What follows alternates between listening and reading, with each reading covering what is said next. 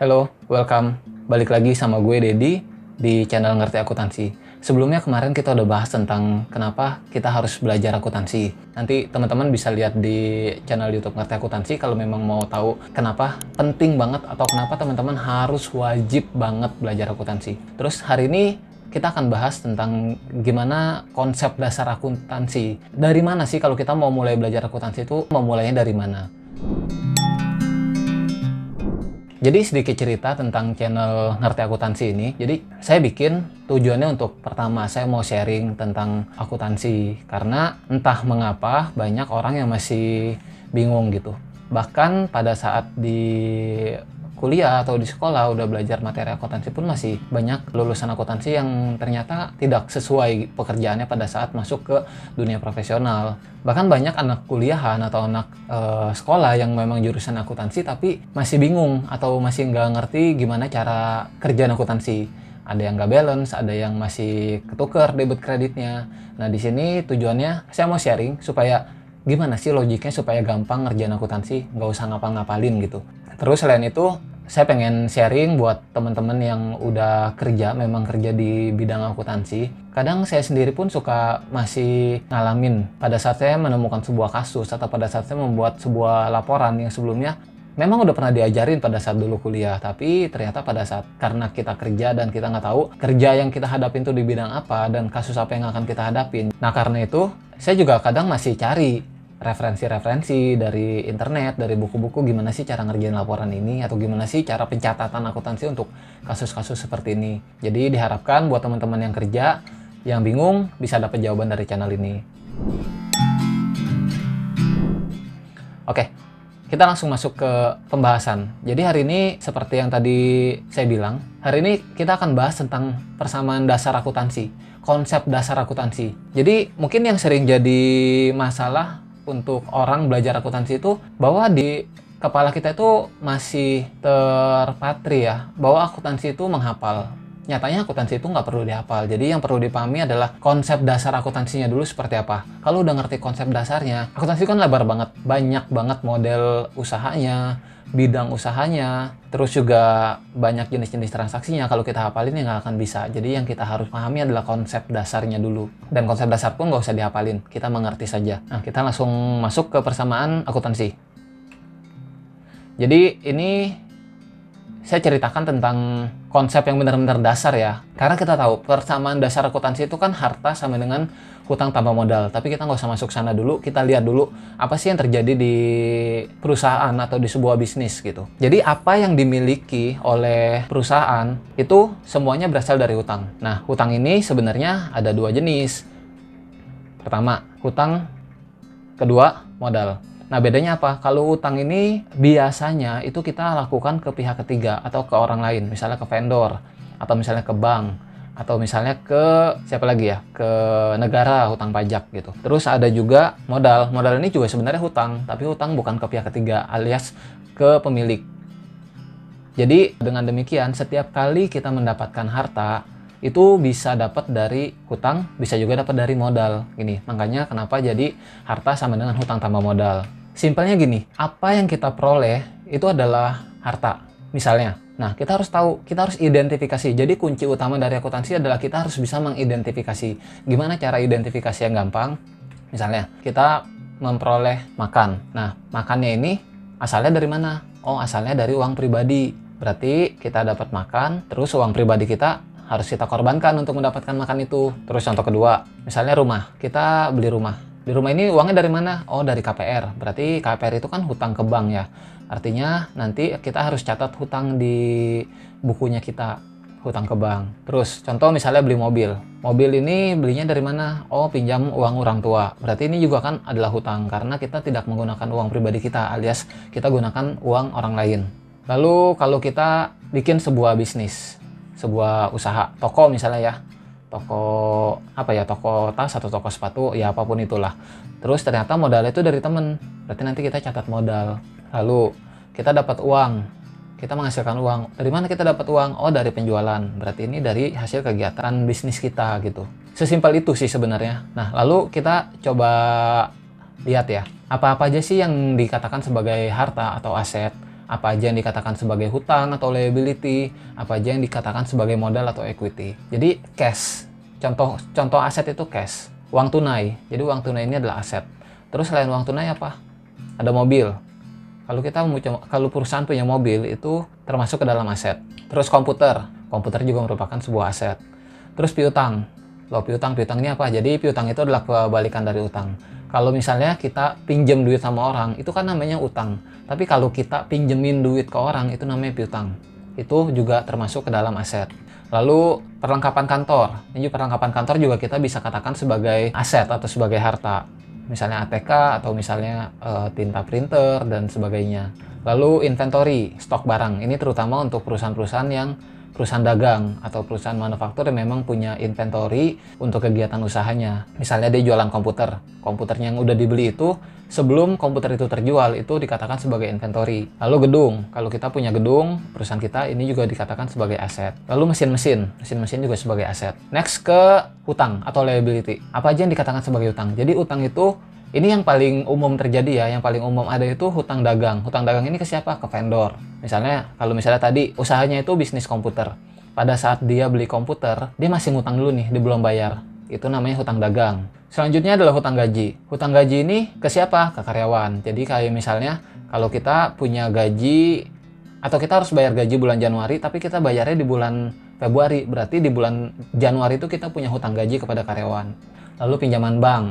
Misalnya kredit UKM atau misalnya tadi kita contohin itu KPR atau misalnya kartu kredit itu termasuk hutang yang dikategorikan sebagai pinjaman bank. Lalu hutang pajak. Hutang pajak ini kita ke negara. Nah, selanjutnya ke modal. Apa aja yang termasuk dalam modal?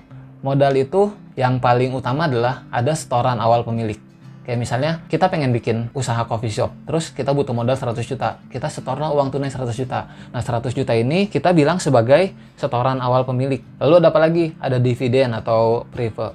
Ini sebenarnya sama aja, tapi biasanya dividen ini digunakan untuk perusahaan korporasi yang bentuknya PT. Kalau preferred ini biasanya digunakan untuk perusahaan yang perseorangan atau persekutuan. Dia tidak terbagi atas saham. Bedanya yang kalau dividen ini terbagi atas saham. Nanti mungkin di lain kesempatan kita akan bahas lebih detail tentang dividen sama preferred. Tapi saat ini yang penting kita pahami adalah dividen itu adalah uang yang diambil dari perusahaan untuk keperluan pemilik. Lalu ada laba atau rugi. Jadi kalau misalnya saya kasih tanda kurung di sini itu artinya dia minus ya. Nah, laba rugi ini biasanya ada yang bilang sebagai laba ditahan, terus ada yang bilang retain earning ini sebenarnya sama aja sih. Jadi boleh pakai kedua hal senyamannya aja. Oke, sekarang kita akan coba latihan soal. Dari persamaan dasar tadi, kita coba lihat ke transaksi. Gimana sih kalau misalnya nanti terjadi transaksi yang beneran, gimana cara catatnya gitu ya. Nah, saya akan coba bikin tabelnya di sini. Ini saya coba ada contoh soal itu tentang Pak Udin yang buka jasa fotografi, namanya Udin Foto.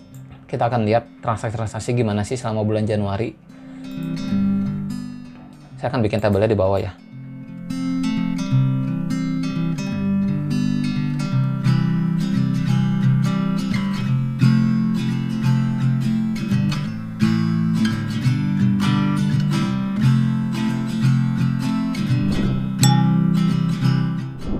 Oke, ini sekarang tabelnya udah jadi, kita coba masukin ya.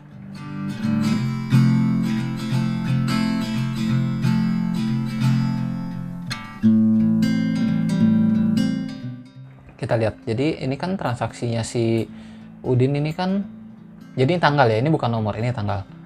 Bulan Januari, tanggal 1, tanggal 3, tanggal 6, tanggal 10, dan seterusnya. Kita coba dulu dari tanggal 1. Tanggal 1 Udin store cash untuk modal 95 juta. Kita lihat dari sisi perusahaannya ya, bukan dari sisi Udin ya. Jadi sini kita tulis tanggal 1 Udin store cash. Berarti kalau Udin store cash, perusahaan kan terima uang kan? Terima uang tunai. Nah, ini kolom-kolomnya saya udah siapin. Ini untuk setiap kolom aset, ini setiap kolom hutang, dan untuk modal. Jadi kita tulis di sini cash. Harganya itu harganya totalnya 95 juta. Jelek ya, saya ketik aja deh. Oke, contoh tanggal 1. Tanggal 1 itu kita ketik di sini 1 Jan 2000 XX. Nah, terus ini kan Udin store cash untuk modal. Jadi kita harus lihat dari sisi perusahaan, bukan dari sisi Udinnya. Kalau misalnya Udin kasih cash ke perusahaan, artinya perusahaan terima cash kan, terima uang tunai. Maka kita tulis di sini cash, kas. Nilainya berapa? 95 juta. Tulis 95 juta. Nah, cash kita bertambah dari mana? Cash ini bertambah dari modal, berarti kita harus tambah di sini.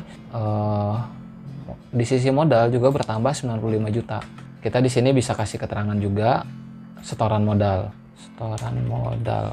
Oke, nomor 1 selesai ya. Dan sekarang kita ke ke tanggal 3. Tanggal 3 kita masukin lagi tanggalnya. 3 Jan 2000XX. Nah, kita lihat.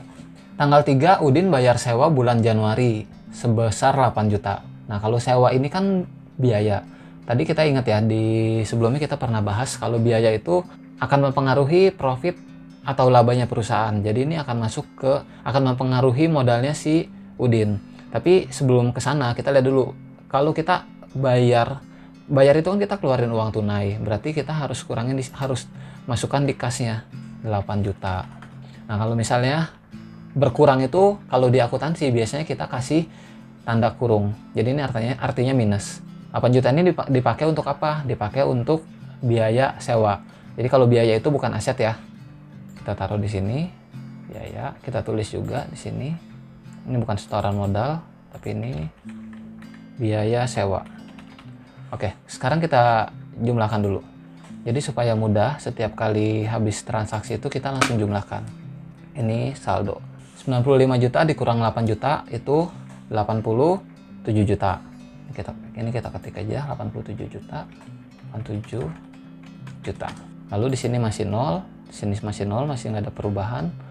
Kita bisa isi dengan angka 0 atau bisa kita kasih strip juga. Sini semuanya kita kasih strip. Nah, 95 juta dikurang 8 juta ini juga sama, hasilnya 87 juta. Ini saldo. Lalu setelah itu ini berarti kita tandain dulu ini sudah. Lalu kita lihat ke tanggal 6. Tanggal 6 ada beli ATK ke toko pensil 5 juta hutang. Kita tulis di sini ATK. ATK atau perlengkapan. Kita jangan lupa masukin tanggalnya. Ini tanggal 6. Tanggal 6 Januari beli ATK. Ini hutang. Nah, kalau hutang ini berarti kan uang kita tidak berkurang. Berarti yang bertambah, kita tulis nomor tambah dulu ya. Kalau kita beli ATK, artinya ATK kita bertambah atau perlengkapan kita bertambah. Kita bisa taruh di sini sebesar 5 juta. Lalu kita belinya pakai apa? Pakai hutang. Berarti kita tulis di sisi hutang. Kita tulis aja di sini toko pensil supaya kita ingat hutang ke siapa. Senilai hutangnya bertambah 5 juta.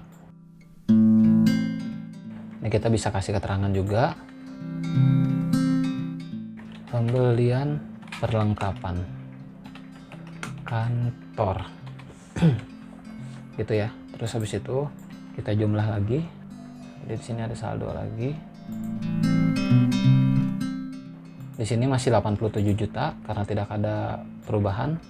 Lalu yang di sini 5 juta. Lalu di sini 5 juta. Dan di sini masih 87 juta. Gitu. Oke, kita ke tanggal selanjutnya. Hutangnya sudah.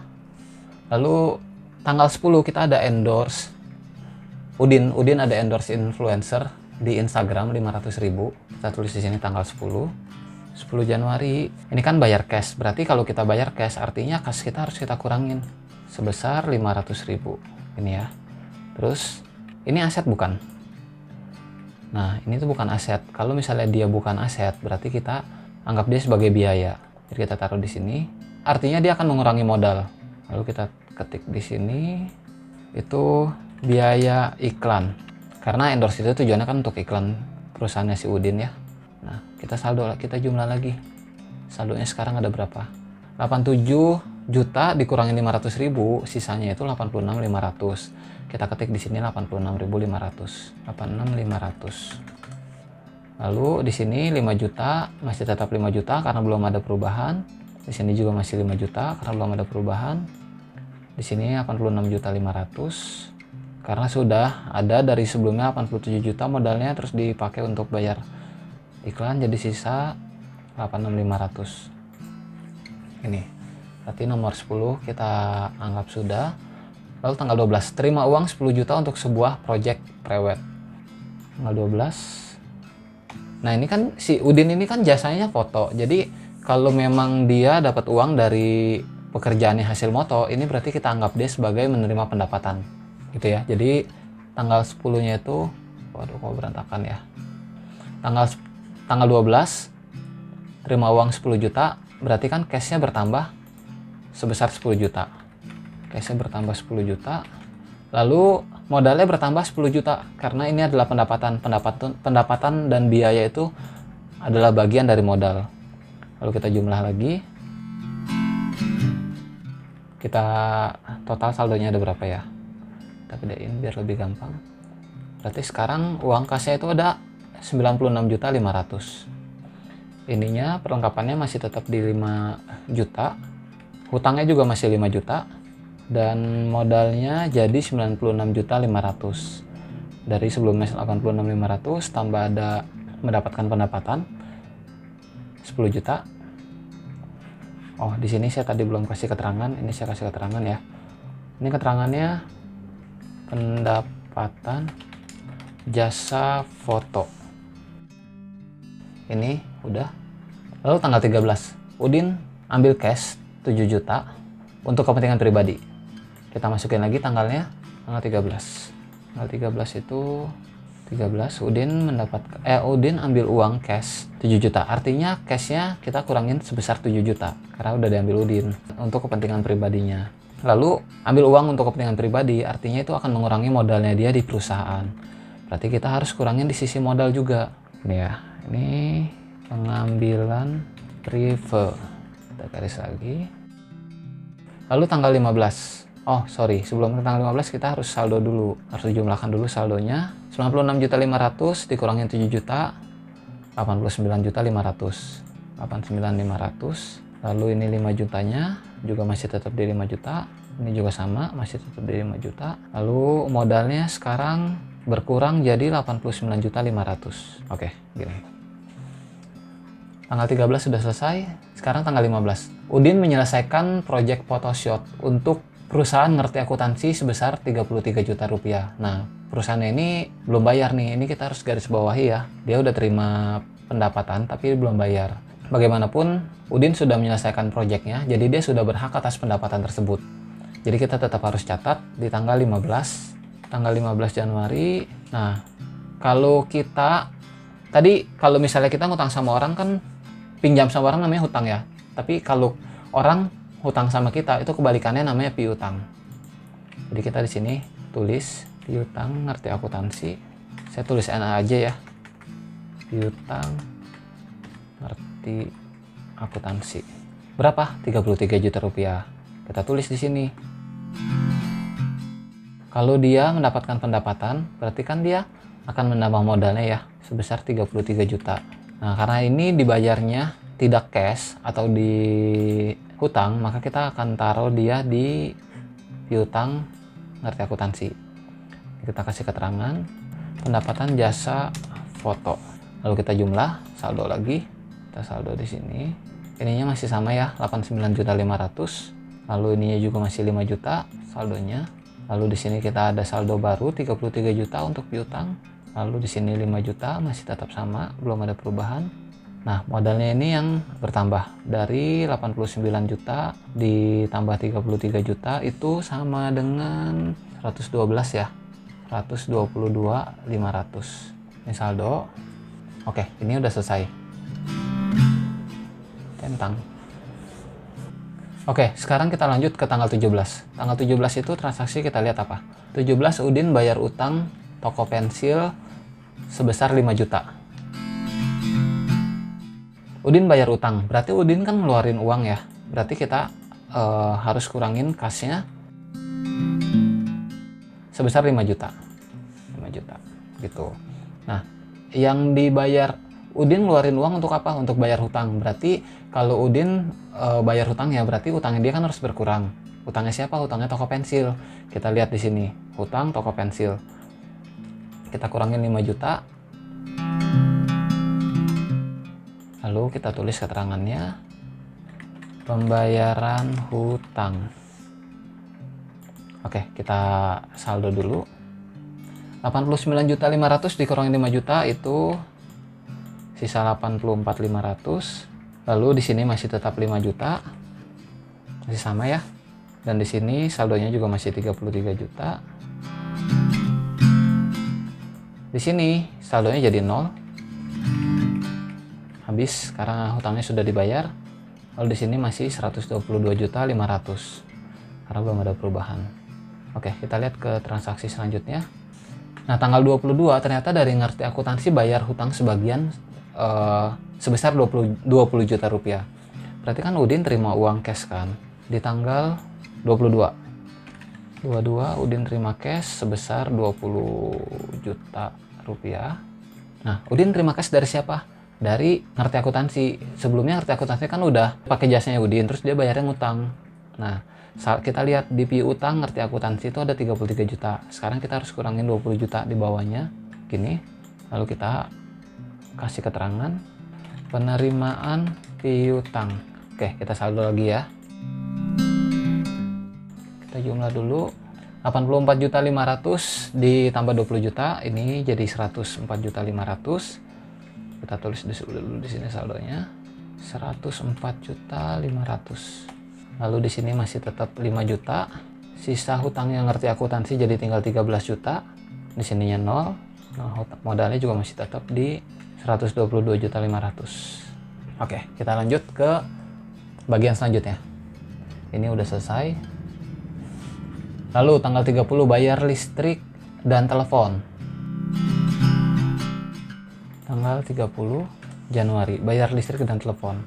Kalau bayar itu kita udah pasti keluarin cash, makanya kita harus kurangin di bagian kas itu sebesar 1,5 juta. 1.500.000. Ini kekecilan nggak sih?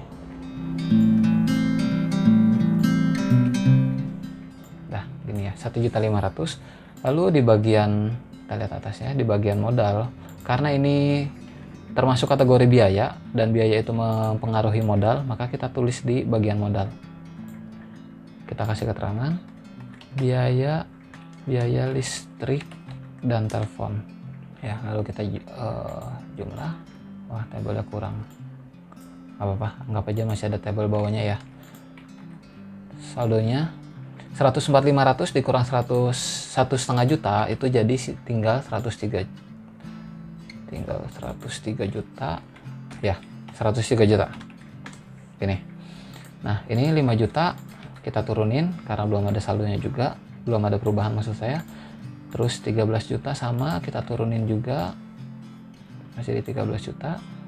Nah, 122.500 dikurang 1,5 juta itu sama dengan 121 juta ini ya. Nah, yang terakhir itu ada bayar gaji karyawan 25 juta. Bayar gaji karyawan di tanggal 31 Januari nilainya 25 juta. Kita tambahin, kita kurangin karena kita keluar uang 25 juta, maka kita harus kurangin. Nah, biaya gaji ini kan mempengaruhi modal, termasuk kategori biaya, maka kita harus taruh di bagian modal gini. Nah, kita tulis di sininya biaya gaji. Nah, setelah ini kita jumlah 103 juta dikurang 25 juta sama dengan 78 juta. Kita taruh di sini 78 juta. Lalu di sininya kita turunin 5 juta karena tidak ada perubahan. Sini juga sama, 13 juta kita turunin. 121 juta dikurangin 25 juta sama dengan 96 juta. Nah, karena udah nggak ada transaksi lagi, berarti ini adalah transaksi terakhir dan ini adalah saldo akhir di periode 31 Januari. Ini saya kasih double garis supaya tahu kalau ini adalah saldo akhir. Untuk transaksi semua kita sudah berhasil catat, sudah selesai catat. Sebenarnya dari gini aja kita udah bisa bikin laporan keuangan. Jadi gampangnya gini, saya akan coba kasih sekilas ya dikit. Ini tadi persamaan dasar akuntansinya. Lalu kita bikin laporan keuangan neraca ya. Saya akan coba gambar-gambar aja biar lebih cepat. Kita gambar dulu. Jadi neraca itu ini sekilas saja. Nanti kalau untuk mendetailnya kita akan bahas di sesi berbeda ya. Kita garis dulu. Di sini kita tulis harta. Di sini harta. Hartanya ada apa aja? Kita lihat yang di bawah yang ada saldonya. Di sini ada kas Saya ambil bolpen warna biru aja. Di sini ada kas. Saldonya kas berapa? Saldonya kas ada 78 juta. Kita tulis di sini. Oke, terus ada apa lagi? Di sisi harta itu ada perlengkapan 5 juta. Kita tulis di sini perlengkapan. Tuh. Lalu ada apa lagi? Ada piutang, ngerti akuntansi sebesar 13 juta. Kita tulis lagi.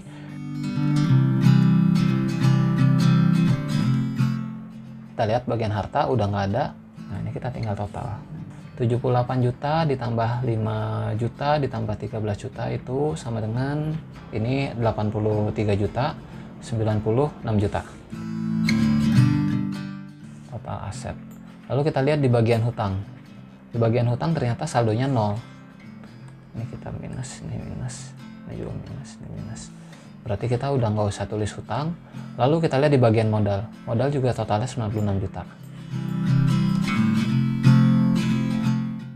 Nah, ini kan kalau kita jumlahin di bawah sini, ini juga sama totalnya 96 juta.